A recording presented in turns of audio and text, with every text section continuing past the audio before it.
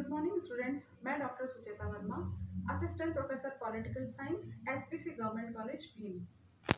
आज हम BA part first के पेपर सेकंड भारतीय राजनीतिक विचारकों के तहत कौटिल्य के मंडल सिद्धांत का अध्ययन करेंगे। कौटिल्य, चाणक्य और विष्णुगुप्त ये तीनों ही एक व्यक्ति के नाम हैं जो हमें विशाखदत्त कृत मुद्रा राक्षस, जो संस्कृत का उस समय का ग्रंथ है, उसमें भी यही बताया गया है कि तीनों व्यक्ति एक हैं। इसी प्रकार धर्मशास्त्रों का इतिहास, जिसकी रचना डॉक्टर पांडुरंग वामन काणे ने की है, उसमें भी उन्होंने अनेक दृष्टांतों द्वारा ये सिद्ध करने का प्रयास किया है कि तीनों व्यक्ति एक ही हैं। अतः विष्णुगुप्त, कौटिल्य और चाणक्य यदि कहीं नाम आता है तो आप उसे एक ही व्यक्ति माने।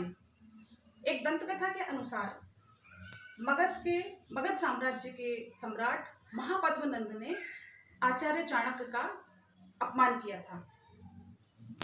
उस अपमान के कारण चाणक्य ने अपनी शिखा खोलकर संकल्प किया कि वह इस साम्राज्य का समूल नाश करेंगे।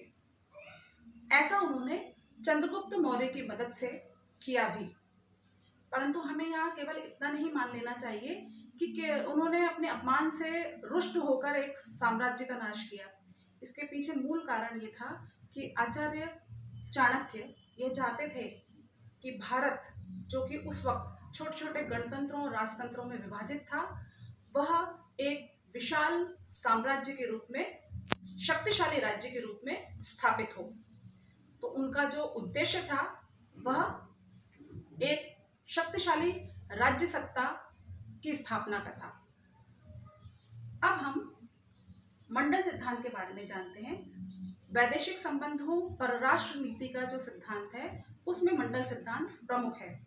मंडल सिद्धांत के केंद्र में विजिगीषु राजा होता है। विजिगीषु राजा विजय की इच्छा रखने वाला राजा होता है, जिसने अपने साम्राज्य में कुशल संचालन, प्रबंधन और प्रशासन कर लिया है। अब वह साम्राज्य विस्तार की इच्छा से अपना युद्ध के माध्यम से, जैसा कि आचार्य चाणक्य कहते हैं, युद्ध अनिवार्य है और स्वाभाविक भी है। तो विजिगीषु राजा ऐसे राज्यों का गठबंधन बनाए मंडल सिद्धांत के माध्यम से और अपने राज्य का विस्तार करे। राज्य का विस्तार करने से यहाँ पर चाणक्य का मत है कि इससे जनता में उदासीनता नहीं आती है। अगर उन्हें लगता है कि युद्ध होने वाला है तो वो भी उत्साह के साथ तैयारी करते हैं, और यदि राजा उसमें विजित होता है तो उसको धन, संपत्ति और आज्ञाकारी जनता की प्राप्ति भी होती है। तो राज्य की समृद्धि के लिए युद्ध को भी आवश्यक माना गया है। यहाँ पर विजिगीषु राजा ऐसे राज्यों को गठबंधन बनाए जिनके साथ उसका एक शक्तिशाली मित्रता स्थापित हो। विजिगीषु राजा की जो राज्य की जो सीमाएं होती हैं, तो सीमावर्ती जो राज्य होगा वो उसका अरि अर्थात शत्रु, वह उसका स्वाभाविक रूप से ही शत्रु होगा। विजिगीषु के जो शत्रु है, अरि है, उस राज्य की सीमा जिस राज्य के साथ लगेगी वह राज्य विजिगीषु राज्य का मित्र होगा। ये बहुत ही स्वाभाविक चीज है। मैं एक छोटे सा एग्जाम्पल भारत से आपको उसको तुलना करके बताती हूँ। मान लो विजिगीषु राज्य भारत है। भारत की सीमा से लगता हुआ राज्य अपन मान लेते हैं पाकिस्तान। उसके साथ हमारे संबंध कैसे हैं हमें सभी मालूम है, शत्रुतापूर्ण है। पाकिस्तान की सीमा से लगता हुआ राज्य अफगानिस्तान है। हम जानते हैं कि अफगानिस्तान हमारा मित्र है। तो आप अगर इस वाले दृष्टिकोण से इसको समझेंगे तो आपको ज्यादा समझ में आ जाएगा और आसानी से आप इस चीज को समझ पाएंगे। तो विजिगीषु की सीमा से लगता हुआ शत्रु राज्य की सीमा से लगता हुआ जो राज्य होगा वह विजिगीषु का मित्र होगा, और मित्र की सीमा से लगता हुआ जो राज्य होगा वह किसका मित्र होगा? वह इस शत्रु का मित्र होगा। क्योंकि स्वाभाविक रूप से अरि की जो सीमा है वो इसका शत्रु हो गया, मित्र की सीमा से जो लगेगा वो इसका शत्रु हो जाएगा। तो ये दोनों परस्पर मित्र हो जाएंगे, और इस तरह हम देखेंगे कि अरि मित्र जो है वो विजिगीषु का परोक्ष रूप से शत्रु हो जाएगा। अरि मित्र से जो लगता हुआ राज्य होगा वह मित्र का मित्र हो जाएगा, अर्थात परोक्ष रूप से हम देखेंगे कि विजु का भी वह मित्र होगा। और मित्र राज्य की सीमा से लगता हुआ राज्य होगा वह मित्र राज्य होगा। इसी प्रकार विजु राज्य के पीछे की तरफ, नाम से ही हमको पता चल रहा है पार्ष्णिग्राह, पीछे की तरफ से जिस राज्य की सीमा लगेगी वह पार्ष्णिग्राह अर्थात इसका शत्रु राज्य ही होगा। यह विजु राज्य के ऊपर पीछे की तरफ से आक्रमण करके समस्या उत्पन्न कर सकता है, अर्थात यह भी शत्रु ही है। पार्ष्णिग्राह राज्य की सीमा से लगता हुआ राज्य आक्रांत होगा, जो कि विजु राज्य का मित्र होगा।